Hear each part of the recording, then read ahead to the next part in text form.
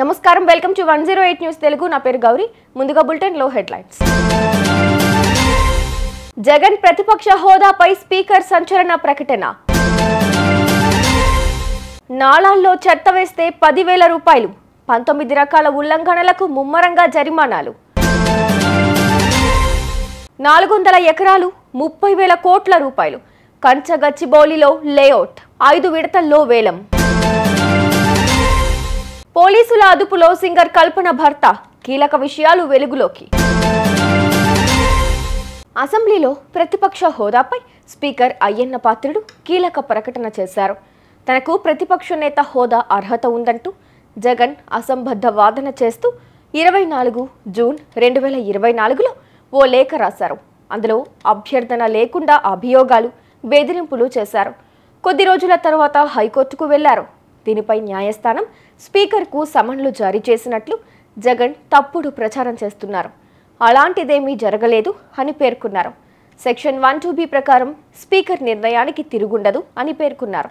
24/6/2024 తేదీన నాకు ఒక లేఖ రాశారండి. ఆ లేఖలో అంతా చూస్తే అభియోగాలు, ప్రలాపనలు, బెదిరింపులమయం, అంతకంటే ఏమీ లేదు.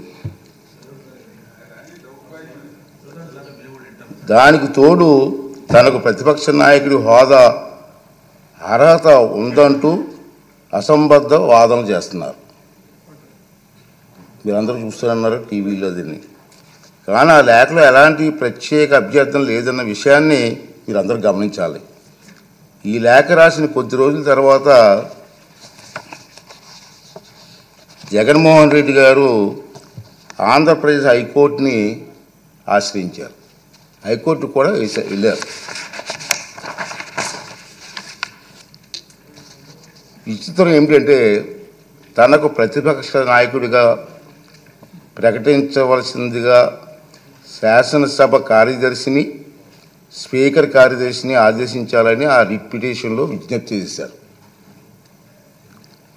జగన్మోహన్ రెడ్డి గారు పిటిషన్ ఇంకా విచారణ అర్హత కలిగి ఉన్నదో లేదో అని నిర్ధారించే దశలోనే ఉంది. ఇంకా రిట్ పిటిషన్ వేసే అర్హత ఉందా లేదా మీకు అని చెప్పి ఆ దశలోనే ఇంకా ఉంది.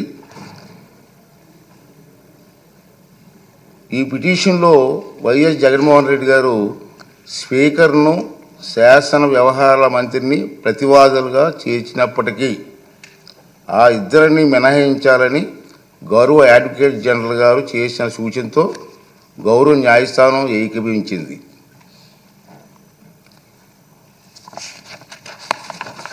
ఈ న్యాయ ప్రక్రియ కొలిక్కి వచ్చే వరకు వేచి చూద్దాం అనుకున్నాను. నేను ఇంకా కోర్టులో పెండింగ్ ఉంది, పెండింగ్ చూద్దాం అని అనుకున్నాను. కానీ ఇటీవల కాలంలో ఈ అంశంపై జగన్మోహన్ రెడ్డి గారు ఇంకా వారి పార్టీ నాయకులు చేస్తున్నటువంటి పలు వ్యాఖ్యలు నా దృష్టికి వచ్చే మీరు కూడా టీవీలో చూస్తూనే ఉన్నారు. గౌరవ హైకోర్టు స్పీకర్కు సమన్లు జారీ చేసిందని, ఉత్తర్వులు జారీ చేయాలని స్పీకర్ను ఆదేశించిందని జగన్మోహన్ రెడ్డి చేస్తున్న వార్తలు వచ్చాయి. నిజానికి ఈనాటి వరకు హైకోర్టు జగన్మోహన్ రెడ్డి చేసినటువంటి పిటిషన్ విచారణ అర్హత ఉందో లేదో నిర్ధారణే ఇంకా జరగలేదు. వైఎస్ జగన్మోహన్ రెడ్డి గారు ఈ రకమైనటువంటి తప్పుడు ప్రచారం చేయడంలో ఆశ్చర్యపడవలసిన పనేమీ లేదని నేను అనుకుంటున్నాను. ఇంచేదంటే 24/6/2024 తేదీ లేఖలో రాసినటువంటి నిరాధార ఆరోపణల ఆధారంగానే ఈ తప్పుడు ప్రచారం సాగించారు.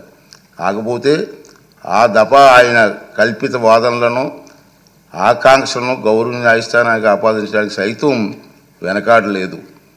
దురదృష్టవశాత్తు ఇదే ఆయన సహజ శైలి, మనందరికీ తెలుసు. నగరంలో పారిశుధ్యాన్ని మెరుగుపరిచేందుకు, ప్రజల్లో పరిశుభ్రతపై బాధ్యతను పెంచేందుకు జీహెచ్ఎంసీ కీలక నిర్ణయం తీసుకుంది. 19 రకాల ఉల్లంఘనలు, వాటి జరిమానాలను అధికారులు లెక్క తేల్చారు. జరిమానాల విధానం పారదర్శకంగా అమలయ్యేందుకు లోపాల్లేని మొబైల్ యాప్ను రూపొందిస్తున్నామన్నారు. నాళాల్లో చెత్త వేస్తే 10,000 రూపాయలు, బహిరంగంగా ప్లాస్టిక్ను కాలిస్తే 5,000 రూపాయలు, కాలువల్లో చెత్త వేస్తే 1,000 రూపాయలు ఇలా జరిమానాలు విధించనున్నారు. హైదరాబాద్ కంచి గచ్చిబౌలిలో అత్యంత విలువైన 400 ఎకరాలను వేలం వేయాలని ప్రభుత్వం నిర్ణయించింది. తద్వారా దాదాపు 30,000 కోట్ల రూపాయలను సేకరించాలని లక్ష్యంగా పెట్టుకుంది. ఈ మేరకు లేఅవుట్ల అభివృద్ధికి కన్సల్టెంట్ల నుంచి TGIIC ప్రతిపాదనలు కోరింది. ఎల్లుండి ప్రీ బిడ్ సమావేశం నిర్వహించనుంది.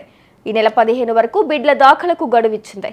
వేలం ద్వారా వచ్చిన ఆదాయంలో 0.003% సదరు సంస్థకు వాటాగా ఇవ్వనుంది.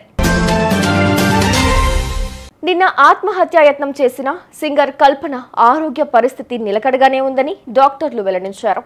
ప్రస్తుతం ఆమె స్పృహలోకి వచ్చారని తెలిపారు. అటు కల్పన ఆత్మహత్యాయత్నం వెనుక ఆమె రెండో భర్త ప్రసాద్ ఉన్నట్లు పోలీసులు అనుమానిస్తున్నారు. దీంతో పోలీసులు ఆయనను విచారిస్తున్నారు. మరోసారి కల్పన ఇంట్లో తనిఖీలు కూడా చేపట్టారు. మరోవైపు తాను గత 2 రోజులుగా ఇంట్లో లేనని, కల్పన ఫోన్ ఎత్తకపోవడంతో అనుమానం వచ్చి అపార్ట్మెంట్ సూపర్వైజర్కి కాల్ చేశానని చెప్పారు. సూపర్వైజర్ వెళ్లి తలుపు కొట్టినా తీయకపోవడంతో పోలీసులకు సమాచారం ఇచ్చినట్లు ప్రసాద్ విచారణలో తెలియజేశారు.